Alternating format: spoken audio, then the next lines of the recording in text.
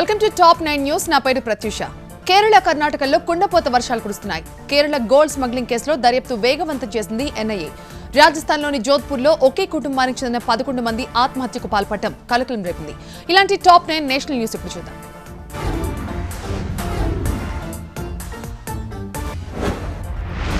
కేరళలో వర్ష బీభత్సం కొనసాగుతోంది. ఇడుక్కిలో కొండచెరులు విరిగిపడిన ఘటనలో మృతుల సంఖ్య 43కు చేరింది. ఇప్పటి వరకు 42 మృతదేహాలను ఎన్డీఆర్ఎఫ్ సిబ్బంది వెలికితీశారు. ఇడుక్కి, పాలక్కాడ్, రాజమలై ప్రాంతాల్లో కొండచెరులు విరిగిపడ్డాయి. మృతుల్లో ఎక్కువ మంది తమిళనాడుకు చెందిన కూలీలే ఉన్నారు. కేరళలోని కొట్టయం నెహ్రూ స్టేడియం నీట మునిగిపోయింది. కుండపోత వర్షాలకు స్టేడియంలోకి భారీగా వర్షపు నీరు వచ్చేరింది. ఇటీవలి కాలంలో కేరళలో వర్షాలు బీభత్సాన్ని సృష్టిస్తున్నాయి. కొండచెరులు విరిగిపడుతున్నాయి. వరదల ధాటికి కేరళ జనం అనేక అవస్థలు పడుతున్నారు. కర్ణాటకలోని దక్షిణ కన్నడ జిల్లాలో రెడ్ అలర్ట్ కొనసాగుతోంది. ఏకదాటి వర్షాల నేపథ్యంలో బంట్వాల్ ప్రాంత వాసులను అలర్ట్ చేసింది ప్రభుత్వం. నేత్రావతి నది ఉగ్రరూపం దాల్చుతూ ఉండడంతో స్థానిక ప్రజలు అప్రమత్తంగా ఉండాలని సూచించింది.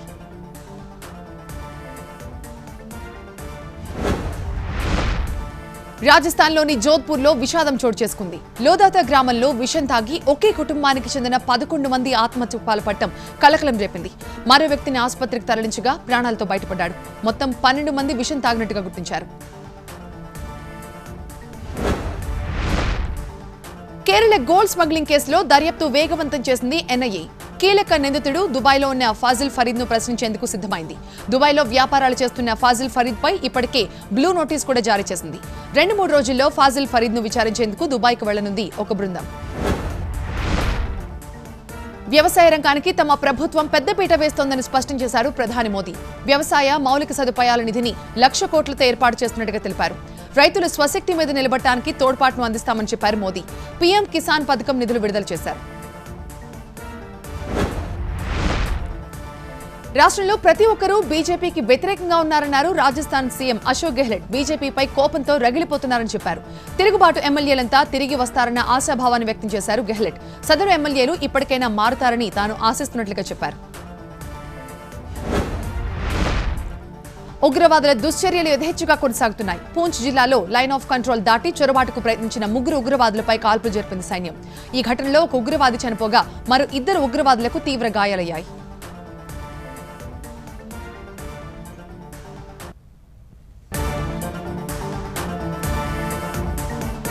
స్వదేశంలోనే ఆయుధాల తయారీకి నడుం బిగించింది ఇండియన్ డిఫెన్స్. చెన్నై ఎయిర్పోర్ట్లో స్మగ్లింగ్ కు కొత్త మార్గాలు కనబడుతున్నారు స్మగ్లర్లు. ముంబై అంధేరి ప్రాంతంలో చిరుతపుల కోసం వేట కొనసాగుతోంది. ఇలాంటి టాప్ 9 మెట్రో న్యూస్ చూద్దాం.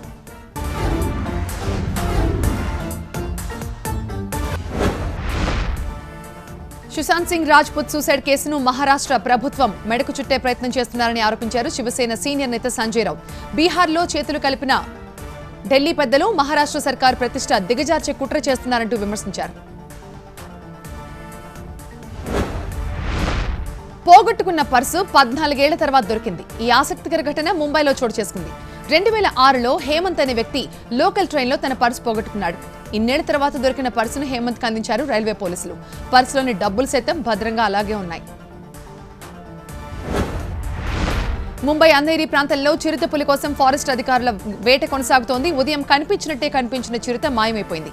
చిరుతను పట్టుకునేందుకు ఎస్ఆర్పీఎఫ్ సిబ్బంది ముమ్మర ప్రయత్నాలు చేస్తున్నారు. చిరుత సంచారంతో స్థానికులు హడలిపోతున్నారు.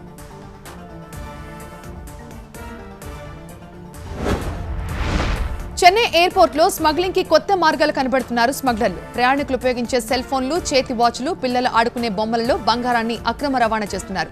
చెన్నై ఎయిర్పోర్ట్లో 2 అరెస్ట్ చేసిన కస్టమ్స్ అధికారులు 600 గ్రాముల బంగారాన్ని స్వాధీనం చేసుకున్నారు. హైదరాబాద్లోని పలు ప్రాంతాలకు అడ్డదారిలో డ్రగ్స్ తరలిస్తూ బడాబాబులను మత్తులో ముంచుతోంది మాఫియా. బోయిన్పల్లిలో డ్రగ్స్ అమ్ముతున్నారన్న సమాచారంతో పోలీసులు వాహనాలను తనిఖీలు చేశారు. ఓ వాహనంలో 300 గ్రాముల ఓపీఎం డ్రగ్స్ ని గుర్తించారు. డ్రగ్స్ ఎక్కడి నుంచి వచ్చిందన్న దానిపై విచారణ జరుపుతున్నారు. కాంగ్రెస్ పార్టీ పరిస్థితి చుక్కాని లేని నావలా తయారైందన్నారు ఆ పార్టీ సీనియర్ నేత శశి థరూర్. కాంగ్రెస్ పార్టీకి అత్యవసరంగా శాశ్వత అధ్యక్షుడి అవసరాన్ని నొక్కి చెప్పారాయన. వీలైనంత త్వరగా కొత్త అధ్యక్షుడిని నియమించాలంటూ సలహా ఇచ్చారు శశి థరూర్.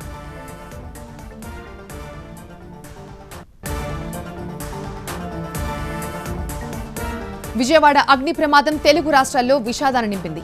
ఏపీలో కరోనా కంట్రోల్ కావడం లేదు. ఎగువన వర్షాలతో కృష్ణమ్మ బిరబిరా పరుగులు తీస్తోంది. ఇలాంటి టాప్ 9 రీజనల్ న్యూస్ చూద్దాం.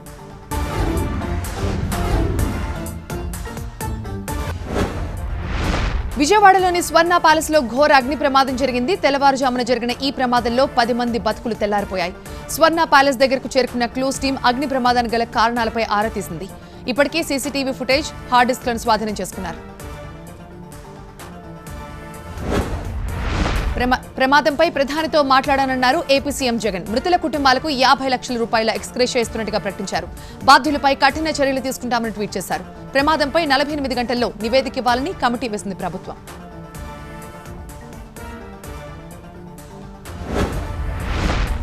ఘటనపై ప్రముఖులు ట్విట్టర్ ద్వారా సంతాపాన్ని తెలిపారు. రాష్ట్రపతి రామ్నాథ్ కోవింద్, ఉపరాష్ట్రపతి వెంకయ్యనాయుడుతో పాటు ప్రధాని మోదీ, కేంద్ర హోంమంత్రి అమిత్ షా, హోంశాఖ సహాయ మంత్రి కిషన్ రెడ్డి తీవ్ర దిగ్భ్రాంతిని వ్యక్తం చేశారు.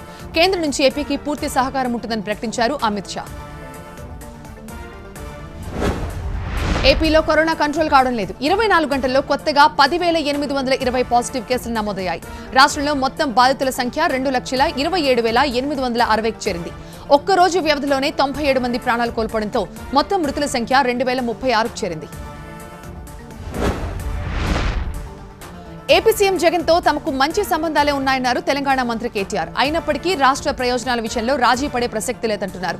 కేసీఆర్ తర్వాత తనకు ఇష్టమైన లీడర్ అమెరికా మాజీ అధ్యక్షుడు ఒబామా అని చెప్పారు. ఆస్మీ పేరుతో ట్విట్టర్లో నెటిజన్ల ప్రశ్నలకు ఆయన సమాధానమిచ్చారు. కరోనాను ఆరోగ్యశ్రీలో చేర్చేలా ప్రభుత్వంపై ఒత్తిడి తీసుకొస్తామంటున్నారు సీఎల్పీ నేత భట్టి విక్రమార్క. ప్రతి నియోజకవర్గంలో హోం క్వారంటైన్ సెంటర్ను ఏర్పాటు చేయాలన్నారు.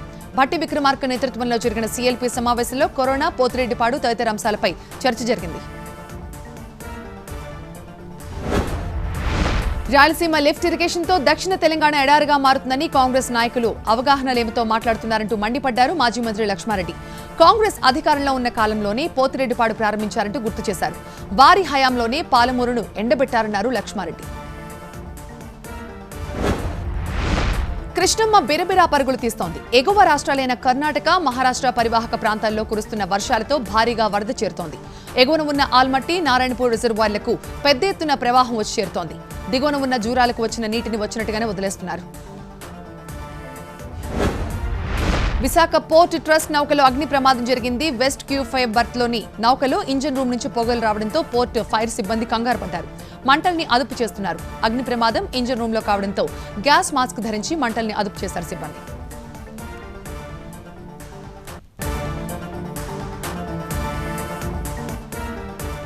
చైనా బామ్మ యోగాసనాలతో అదరగొడుతోంది. పాలస్తీనాలోని వెస్ట్ బ్యాంక్ సిటీలో అద్భుత దృశ్యం ఆవిష్కృతమైంది. పీపుల్స్ లిబరేషన్ ఆర్మీ 74వ వార్షికోత్సవాన్ని ఘనంగా జరుపుకుంటోంది. ఇలాంటి టాప్ 9 వైరల్ న్యూస్ చూద్దాం.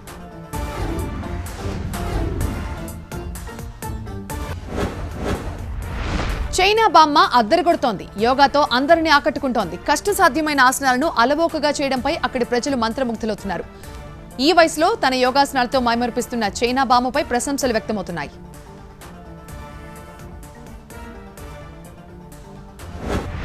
తమిళనాడులోని కోయంబత్తూరులో ఒక పాము 33 పిల్లలకు జన్మనిచ్చింది. ఆ పాము పిల్లలన్నీ ఆరోగ్యంగానే ఉన్నాయి.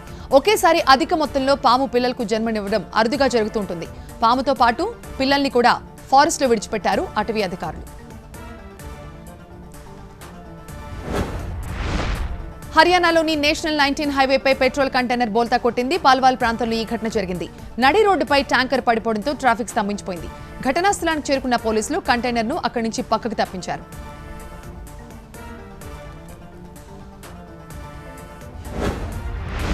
పాలస్తీనాలోని వెస్ట్ బ్యాంక్ సిటీలో అద్భుతమైన దృశ్యం ఆవిష్కృతమైంది. సూర్యాస్తమయం సమయంలో ఎరుపెక్కిన సూర్యుడి ఫోటోలు కనువిందు చేశాయి.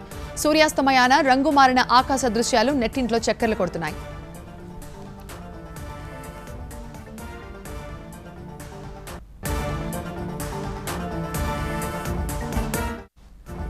సూపర్ స్టార్ మహేష్ బర్త్డే సందర్భంగా సర్కారు వారి పాట మూవీ నుంచి మోషన్ పోస్టర్ రిలీజ్ అయింది. అటు ఐఎమ్ సేఫ్ నో వరీస్ అంటున్నారు హీరో సంజయ్ దత్.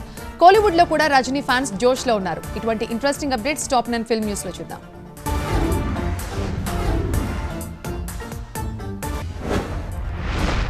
మహేష్ బాబు పుట్టినరోజు వేడుకలు ఆదివారం ఘనంగా జరిగాయి. హ్యాపీ బర్త్డే మహేష్ అనే హ్యాష్ట్యాగ్ 60.2 మిలియన్ల ట్వీట్లతో వరల్డ్ రికార్డ్ క్రియేట్ చేసింది. అందం, అభినయం భగవంతుడు మీకు ఇచ్చిన వరమంటూ మెగాస్టార్ చిరంజీవి మహేష్ ని విష్ చేశారు. గ్రీన్ ఇండియా ఛాలెంజ్ లో పాల్గొని మొక్కలు నాటారు హీరో మహేష్. పుట్టినరోజుని ఇంతకన్నా గొప్పగా సెలబ్రేట్ చేసుకోలేనంటూ ట్వీట్ చేశారు. తారక్, విజయ్ అలాగే శృతి హాసన్ ని నామినేట్ చేశారు. ఈ చైన్ కంటిన్యూ కావాలని, సరిహద్దులు దాటాలి అంటూ కోరారు.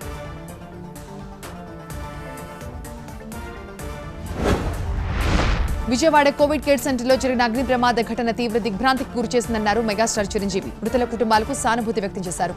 బాధితులు త్వరగా కోలుకోవాలంటూ ఆకాంక్షించారు. నిర్లక్ష్య వైఖరిని తీవ్రంగా పరిగణిస్తూ ఇలాంటి ఘటనలు పునరావృతం కాకుండా చూడాల్సిన బాధ్యత ప్రభుత్వానిది అంటూ ట్వీట్ చేశారు.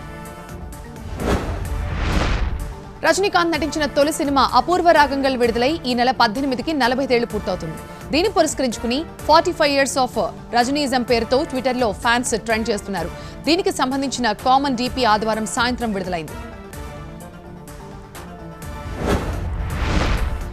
మీకు నేను చెప్పానుగా కోవిడ్ ని జయిస్తానని అంటూ ట్వీట్ చేశారు అభిషేక్. ఇప్పుడు కుటుంబ సభ్యులతో ఆయన ఆనందంగా గడుపుతున్నారు. ఈ విషయాన్ని ఆయన సోదరి శ్వేత ట్వీట్ చేశారు. అభిషేక్ ఇంటికి రావడంతో బిగ్ బి ఆనందానికి అవధులు లేవన్నారు ఆమె. నా ఆరోగ్యం నిలకడగా ఉంది. మరో 2 రోజుల్లో ఇంటికి వెళ్తానంటూ ట్వీట్ చేశారు సంజయ్ దత్. శ్వాసకోశ సమస్యలతో శనివారం రాత్రి ముంబై లీలావతి హాస్పిటల్లో చేరారు సంజు. కోవిడ్ పరీక్షలు చేయించగా నెగిటివ్ వచ్చిందన్నారు. ఆయన నటించిన సడక్ 2 ఈ నెలలోనే విడుదల కానుంది.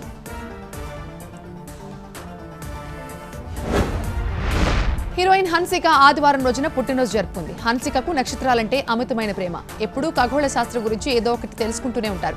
ఈ పుట్టినరోజు సందర్భంగా ఫ్యామిలీ, ఫ్రెండ్స్ కలిసి ఒక నక్షత్రానికి హన్సిక పేరును రిజిస్టర్ చేయించారు. ఆ సర్టిఫికెట్ను ఆమెకి కానుకగా ఇచ్చారు.